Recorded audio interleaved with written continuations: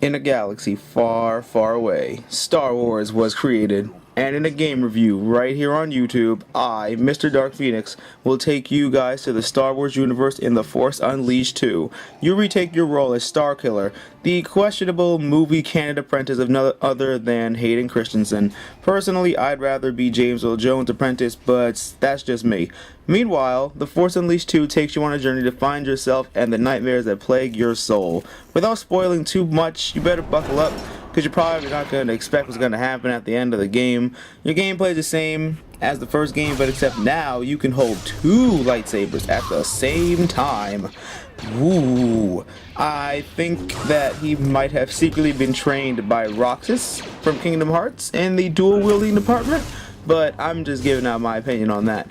You get the same force powers like your lightning and your force grip and your force throw, but they added a new power, which is the mind trick, which you can commonly use to tell stormtroopers move along off that ledge and jump off the bridge and die, and they do it without any hesitation at all. Or you can convince them to attack each other, basically having you just mind control them and stand back while they basically kill each other for you.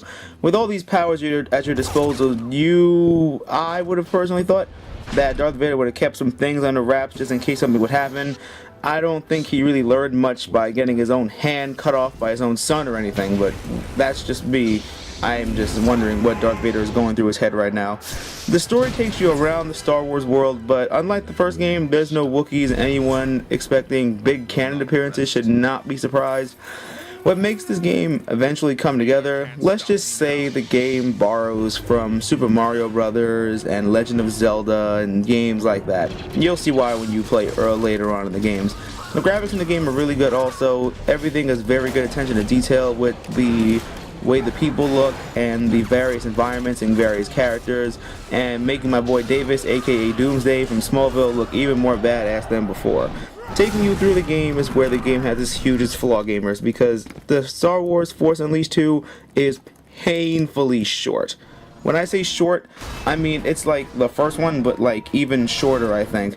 Because if you just casually bought this game for the $60 price tag, instead of the game be more focused on being more Force for its buck, you basically literally paid the game $10 an hour for the gameplay. So that's like 10 times 6 hours, like $60 right there. So aside from the fact that the game is short and the gameplay is just too fun and it's interesting at the end when you have the choice to either follow your master of the dark side, or follow Yoda to the light side. The choice is completely up to you.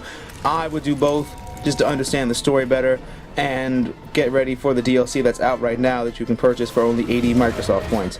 As my final verdict as to try or buy or shy, I'm leaning more towards a try, because I would just definitely just rent this game, get all the achievements that I can, just beat it and bring it back in a day, because that's literally all it's going to take you to beat this game. You literally could probably beat it in the same night and then get something else. But other than that, I like the game a lot, and I think you guys would too.